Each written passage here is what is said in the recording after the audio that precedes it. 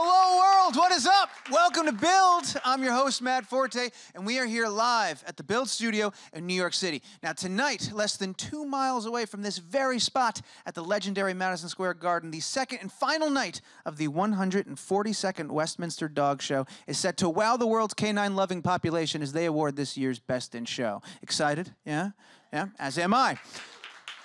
Now, Chris Myers is a Fox Sports broadcaster and dog lover who's covered some of the biggest sporting events in the country, including multiple Super Bowls, World Series, and tonight, once again, he's bringing his expertise and talents to the Westminster Kennel Club Dog Show at 8 p.m. Eastern Time on FS1. But first, he's carved out a little bit of time to come hang out with us from his crazy schedule, and I'm super excited he's here. Ladies and gentlemen, put your hands together, make some noise, and please welcome Fox Sports' the great Chris Myers. Thanks for having me. Welcome. Oh, thank you so much, Good Chris. to be here. It's nice. Isn't that nice? Isn't that Yeah. nice? Yeah. So excited to have you here.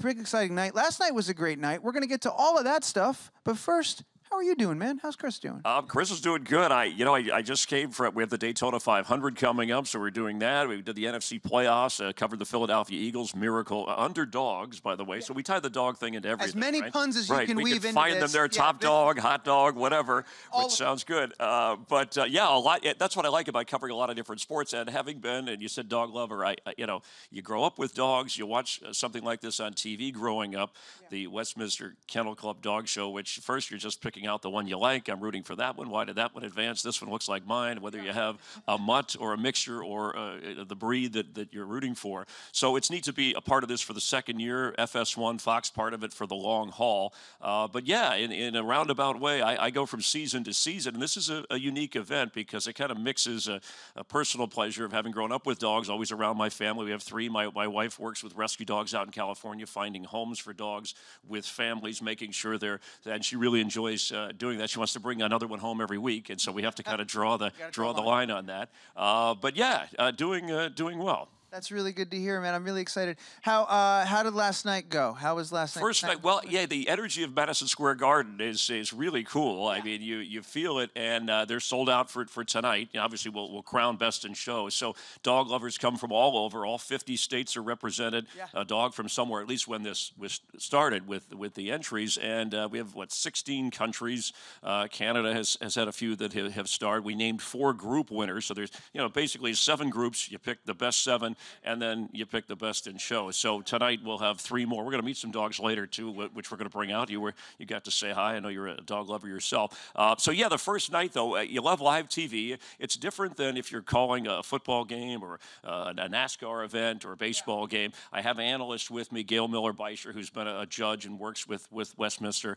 And then Jason Hoke, who also has been a dog breeder through the years. And so they're kind of the analysts, the ex-football player in the booth. They've got all the data. They've got the history. They'll rattle off numbers, and I'm trying to connect the dots so that people, you want to satisfy the dog lover watching or the dog breeder, but you also want the casual fan who was flipping on the TV like me growing up, said, hey, I didn't even know that type of dog existed, or that a president owned that dog, or that, Britney Spears has that as a pet, and this one's a better house pet, this one's better for the farm, whatever, because over time, a lot of the purpose of the dogs, the herding group, the hound group, it's changed a little bit with our technology and the way we live, but they're still part of who you are, your family, whether it's just an enjoyable pet or they serve a purpose, search and rescue, obviously, fire department, things like that.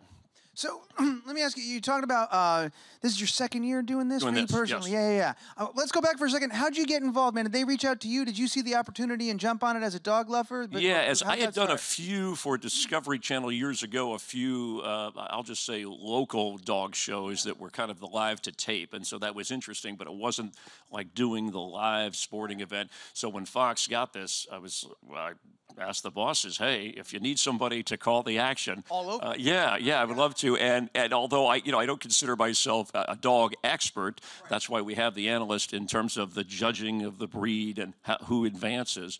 But certainly a dog lover with some broadcast flair and experience to add to kind of what Fox likes to do. So they put me in, and we've enjoyed the ride so far. Let me ask you this, because you do mention that it's a different ball game than calling a ball game, and so I'm curious. That wasn't on purpose. Yeah, that was a good setup there, right? That wasn't scripted. No, that's not written down. So what I'm wondering, though, is as an announcer, you've done this for some time, you've got a lot under your belt, Is there any kind of overlap? Maybe is there a certain set of tools that you engage when you sit down behind the mic to do something like that? Yeah, because when football, baseball, there's some common threads growing up. And when I first went to NASCAR, it's an audience that's a little select. You have your diehard car owners, car fans, but you have a crew chief, an ex-driver as an analyst. So you got to find a way to make sure you don't alienate the guy who's knowledgeable or the viewer about that particular sport or interest or competition. But then you also want to enhance the situation. For example, if they use terminology that's well known in the dog show community that maybe doesn't ring a bell with me, I'll just say, hey, explain that, expound on that. So that's part of my role. Even if I kind of know it, I want to make sure the audience knows it so they feel comfortable if it affects how a dog is judged or a breed advances or not.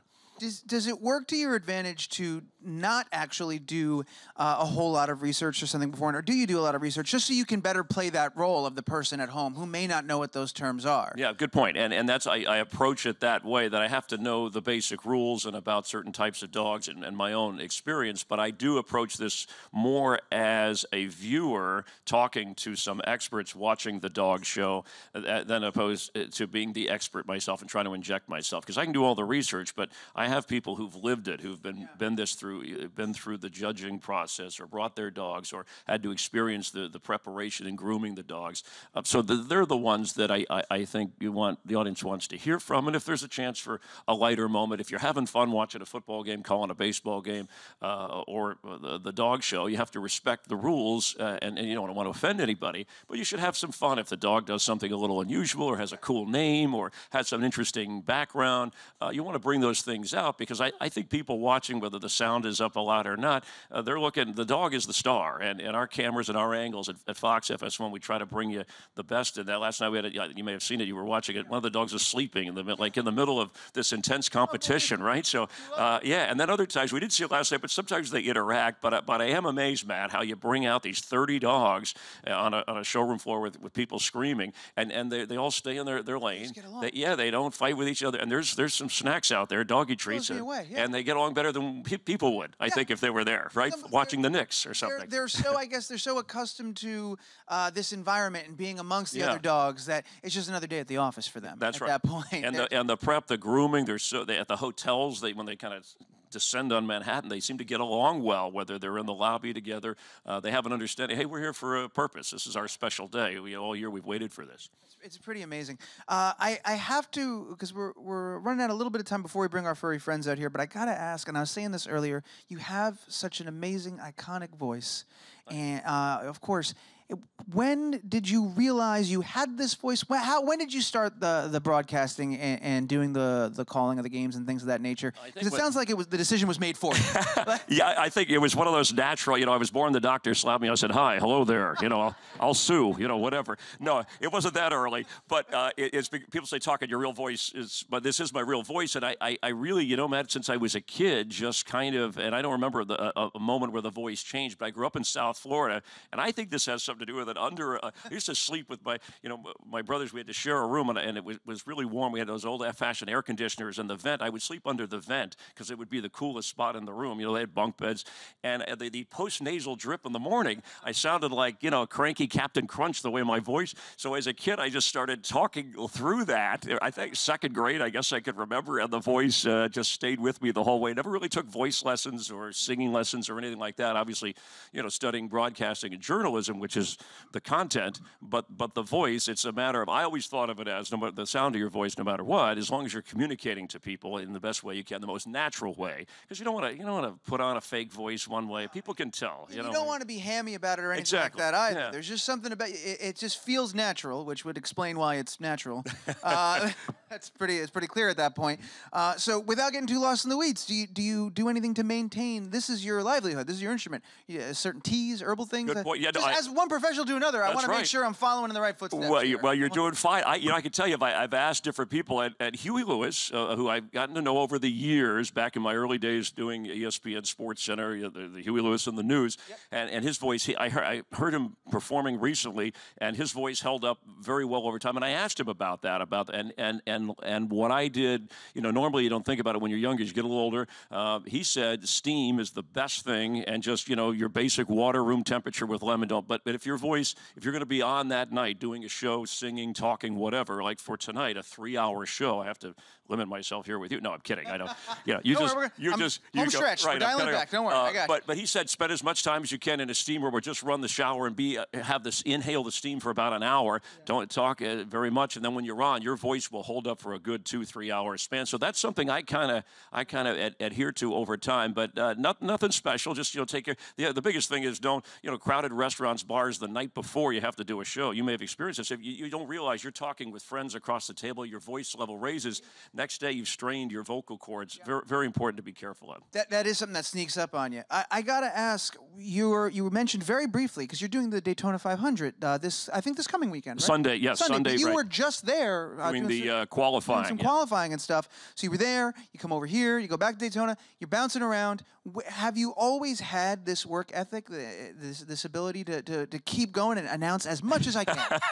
Yeah, I do have some limits of things that I can't announce because I can't get there. But I enjoy. I think it's a plus to be able to do other sports because, as you pointed out, I use some things that I do in NASCAR broadcasting or football. I bring that element into doing the dog show on FS1 with the analyst. Or things technically go wrong, you have to stretch, you have to fill. There are certain things you fall back on, and I think even though sports are different and situations are different, you're at an advantage having experienced a lot of different things. So the best way I was a fan anyway, watching football, watching baseball, the dog show. So when I work it, I kind of compartmentalize. When I'm in Daytona, it's all cars. If you ask me about who won the Super Bowl, it'd probably take me a minute because I'm into the car. And so when I'm here, this is what I'm focusing on. And you study and prepare, and you talk to people, and you have things that you lean on resources so that you're ready. But no, I like whether it's work ethic or just really enjoying, and I like talking about all of this as well. Coming on with you, it's fun to talk about the different things that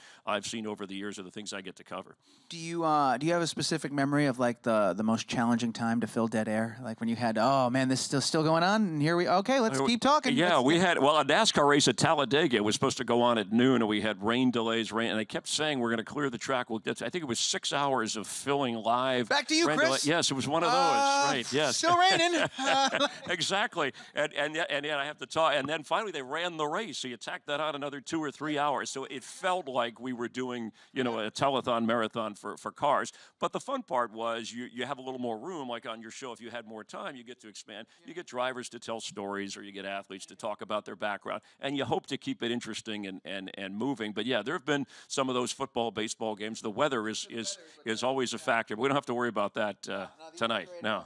All right, before we bring them out, last question. I'll bring it back to the dogs. You got to, I imagine, remain somewhat impartial as being the announcer. Yes, have to be impartial. But if I and the judges are too. They say they are because they in the crowd. Sometimes I would think it could influence, but like a referee, they have to ignore all that. They have to.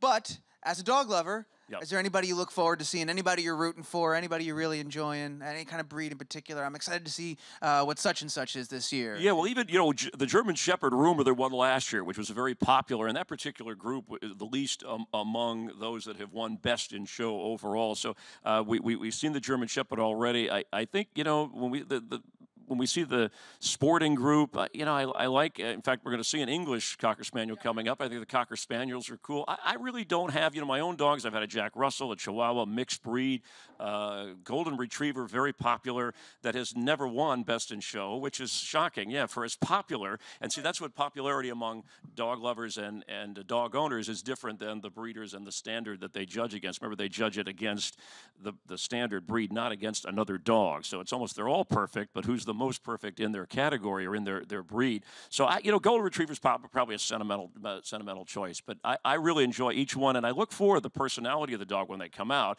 because they have a certain gait and movement. They don't want to be disruptive, but some of them give you a little stare, a little head shake.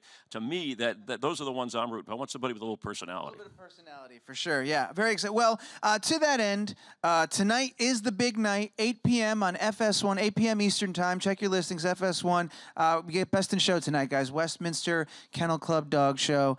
Very exciting times. I believe we have some friends we're going to bring out. We're going to bring them out. Do we have the order? Do you have that? Yes, I think. Oh, fantastic. They gave me the order. They gave you cards. Look at These that. dogs have been, I'm going to help you out here. I'll be your co-host, Matt, for a moment. This is fantastic. I think we're coming out with the Shih Tzu Skylar, and here is Skylar, who is a 4-year-old male, and it's pronounced Shih Tzu, right? Some people say different. Yeah, it's the internet. You can say that. You can say, some people say Shih Tzu, and as a kid, you always loved hearing that, right? When they, watching the dog show, and when they refer to a female dog, they refer to another term and all. But this is Skylar, a male, and Sarah, right, who is taking care of Skylar. Fantastic. All right, I'm gonna walk over here real quick. And real quick, let me just mention the Chinese calendar, Year of the Dog, this Friday. That's correct. And of course, it is the Year of the Dog. And the tying in here, ancient Chinese and Tibetan breeds. This is a part of that. Now, how old is Skylar? He's 4. 4 years old. And how long has Skylar been showing and being so beautiful? About 2 years. About 2 years. About 2 years. And how many dogs have you shown prior to Skylar? Is this? I used to be a professional handler. I've shown hundreds. Hundreds? Yes. Oh my gosh. Can we have a round of applause for that? Hundreds. People. And Sarah, Matt, is a owner, handler, breed, all in one. So some people separate that. Yes. So that's a lot of work, and I think the dog likes that. That's amazing. Now, the bow, I love the bow. It's fantastic. How do you go into your color choices, the bow choices? Matching. I think because the bow, we have to note the coordination here is stunning. How much time is spent coordinating the outfit, coming up with the concept, the idea here? Well, he's basic black. Yeah. Anything goes with black. Anything goes with black. There you go. That's right. Beautiful. So, Matt, now I'm told that maybe Sarah, you could show that Skylar likes to play patty cake. Is that? Get at it. Is that accurate? Can we? Do you think we could? Can you do that with? Is the mat required for patty cake? Let's see. Let's see. Normally, they wouldn't do this on the dog show and the judging.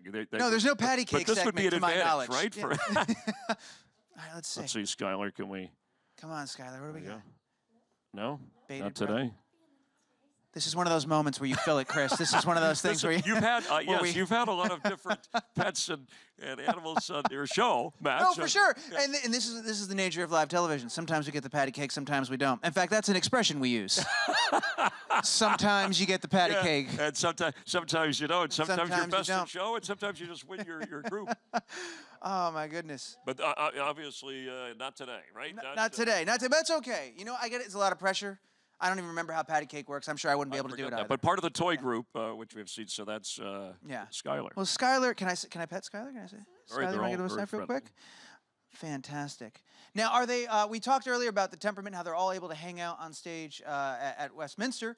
Are we going to be able to have everybody on stage at once here? Do you think? I think they'll get along, right? Space? Yeah. And were they okay backstage? Yeah, they were. Well, there we go. Then fantastic. Well, who do we? Who's next on the docket? Next we have a Whippet, and this is Curry, who's a 4-year-old. Hey. And this is a hound group, which were judged yesterday. You remember Lucy, the Borzoi, won that one, but this is Whippet. And Whippet, 125 years. I mean, great history in the 142nd Westminster Kennel Club Dog Show. I'm sorry, Miss. What's the name? Curry. Curry. How's it going, Curry? And now, Curry, I was going to mention, recently helped a dog off a frozen pond, right? If you wanted to tell Matt about that, playing a role. We had some really cold weather down in Maryland a few weeks ago, and we have a pond at our property, and the dogs usually oval track kind of race around it for fun. And one of his housemates tried to get a toy and got a little close and kind of slipped in. And for a few minutes, I thought I was going to have to go fetch her, but she started getting up on a little piece of ice, and he was there. Of course, he didn't get close enough to get in, but he used his muzzle, and he started like pulling her neck in so that she got where she was able to get out. That's amazing. Well, we applaud for that, for life-saving dogs, don't we? And he's not even a retriever. No, he's not even a retriever. Right. Absolutely fast. And what group is the Whippet file under? They're in the Hound group. Right. Hound group. Okay. Was last night? Yeah. Really nice Whippet got group 4 in the hound group last night. Yeah, the winner was Borzoi, the Borzoi Lucy, right? That has a lot of experience in the dog show, but some great competition. Yeah. And these dogs are very athletic and naturally. Very athletic. They can run up to 35 miles an hour for their size. They're probably the fastest. Which New York City can get you a ticket right in the wrong place if you right. That's what. You got to be careful with that. Yeah, so I mean, I can't chase them, so that's for sure. No, they were originally bred to go poach food for the pot.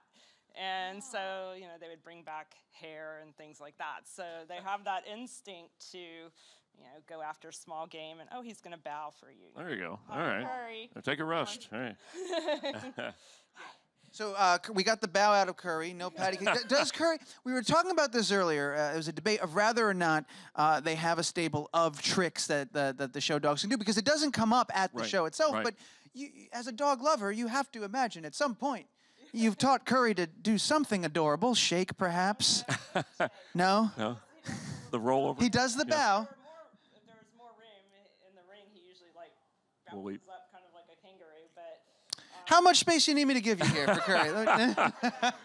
Otherwise, Matt will bounce up and down, I think, to help the. It's live. I'll do anything for a good show. And these are now some make great pets, some better than these are good house. These are practical, right? House pets. they're very good house pets. As long as they get, you know, a small amount of exercise, then they like to just kind of be couch potatoes. Their favorite thing is to be on some blankets next to the fireplace. But if they see a deer or a rabbit or a squirrel, they're gonna run off.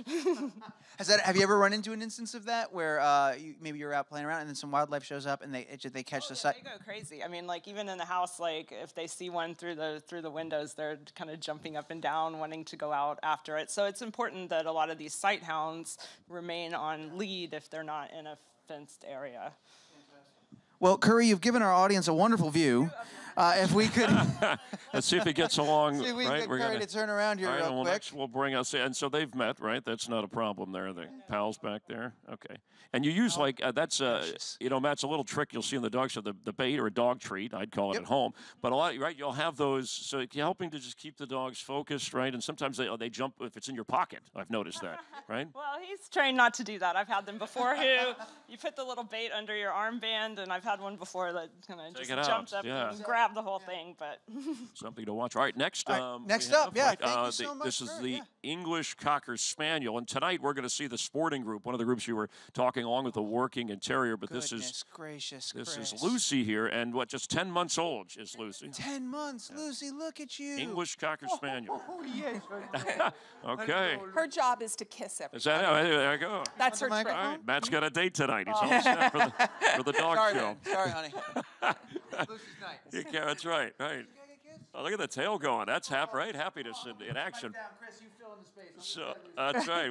You got work to do. It's a dog delay. We'll call it that. And this is a good house dog. Practical for.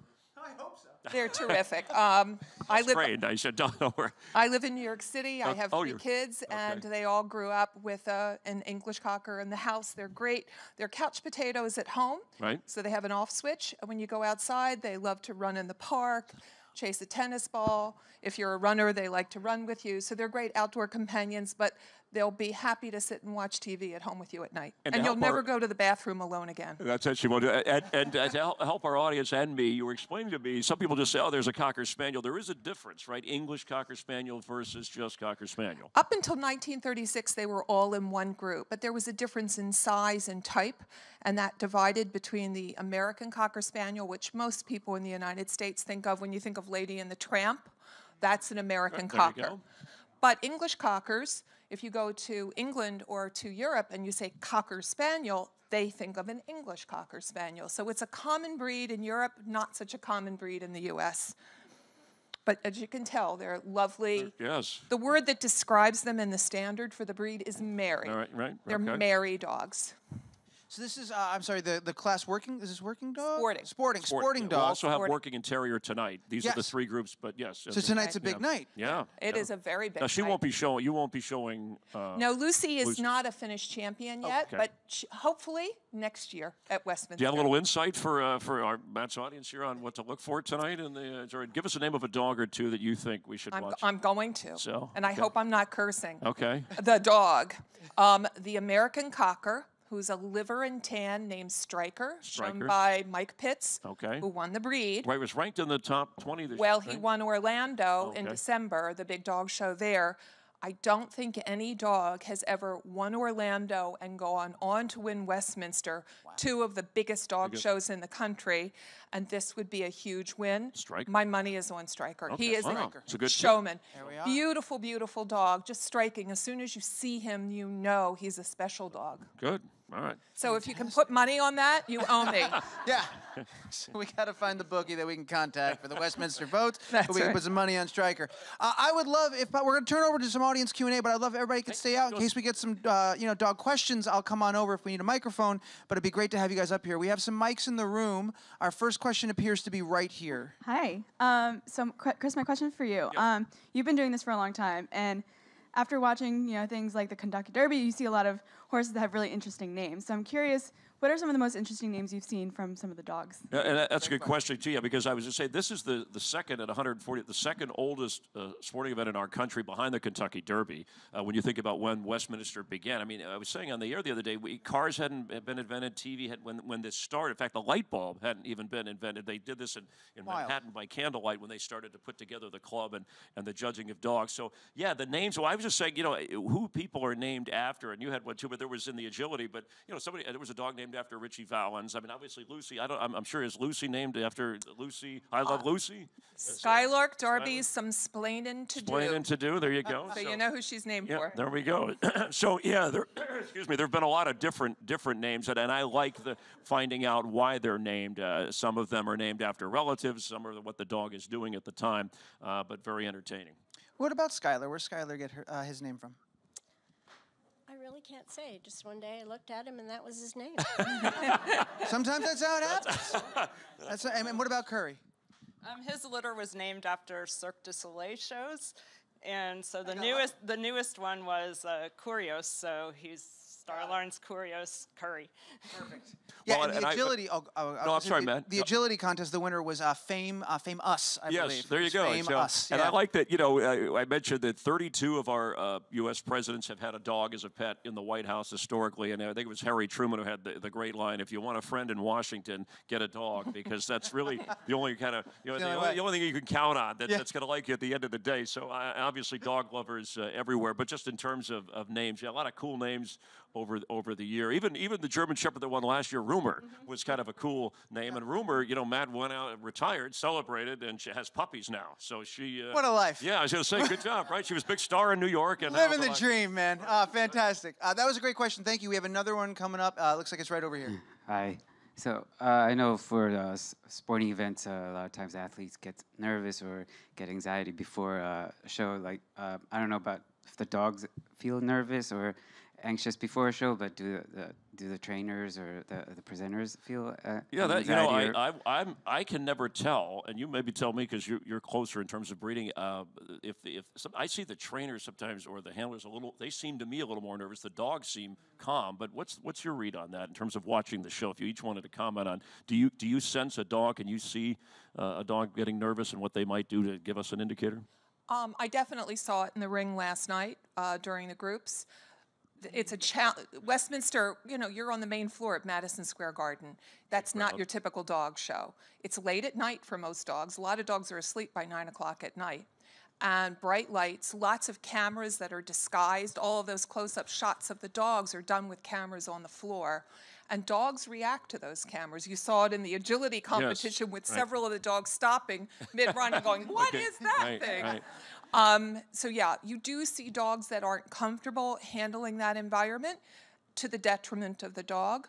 But then you see some dogs that turn the switch on and become more show-oriented. So it really brings out that aspect of their temperament. So you really do see a difference in the dogs. Yeah, and sometimes how patient they are. They have to wait if there isn't timing. I think Sarah was telling me Skylar there was a show and the dog was thirsty, right? Had to wait an hour before it went out. And Judging at Westminster ran late over an hour, and so we were delayed with our dogs, trying to keep them cool and not thirsty and calm and their heads up, and it was quite a challenge. You know, people would have been complaining, but they don't. They just hang in. And you know, Matt, we try, like in other sports with Fox and FS1, to use cameras and put them, whether it's under a base, you know, during a game, or in the car on the helmet of the driver. And we hope. I mean, I'm just thinking out loud here. Maybe in the future, if we can have like collar cam or something, so we see what the dog is, because we have robotic cameras out there, so to help you get close on the floor at Madison Square Garden. But it would be really cool to see what the dog's eye view. Like, well, I think a GoPro. A GoPro on a dog. A GoPro on some dogs would be fun. Look all right, fun. you heard it here first. Bless you. Anybody want to add before we move on to the next question? Or, I would just add that part of being a good handler is knowing your dog and knowing what you need to do to keep your dog excited and ready to show. Some dogs, like this dog, he will show anywhere for anyone, and I'm very blessed with that. But there's other dogs who you have to work a little harder to get the show out of them. And if you're nervous, it travels right down the lead to the dog. So they can tell. Yeah, for sure. Thank you. All right, we have time for one more question. It looks like it's right here in front of us. Hey, guys. So you mentioned that the dogs are usually really well behaved, so I have to ask, is there a blooper reel somewhere? Well, you know, not yet, but I'm sure you guys have seen. Just the other day, and I don't want, you know, we were getting ready in rehearsal, and a dog must have gotten nervous, and I'm surprised this doesn't happen more often, and had to go to the bathroom off to the side by our little stage, and it must have been a big dog. I didn't see exactly, but the smell, our cameramen were practically fainting. You know, they were like falling. It was so strong. I was like, get a fan or a jet engine to get that out of here. So, but it seems like that those things, I don't see them, or at least our cameras don't show them, which you wouldn't want to see anyway. But maybe in between, you guys have experienced something like that, I'm sure. Yeah. It's not an issue they're accustomed to dealing with at Madison Square Garden at a Knicks game, perhaps. Yeah. They don't. Yeah, the players just go to the locker room, right? They don't have a locker room. I think one of the things that handlers worry about is when you're in the group ring on TV at night, you don't want your dog suddenly having to go to the bathroom. Yeah. So they plan to prevent those things from happening. The best precautions that you could possibly take, you take them. Yeah. Yes. You feed your dog after they've been in the ring, not before. Yeah. And they're very severe pooper scooper laws in New York City, right? Anyway, so that would be, I think there's a sign right outside. On the green carpet. Guys, I want to thank everybody for your questions. That was fantastic. Thank you so much. I want to thank everyone for joining us and being here with these beautiful animals. Tonight, ladies and gentlemen, Best in Show, FS1, 8 p.m. Eastern. Check your listings. The Westminster Kennel Club Dog Show. You're not going to want to miss it. Thank you so much, everybody. Make some noise for Chris Myers for being here. Thank you.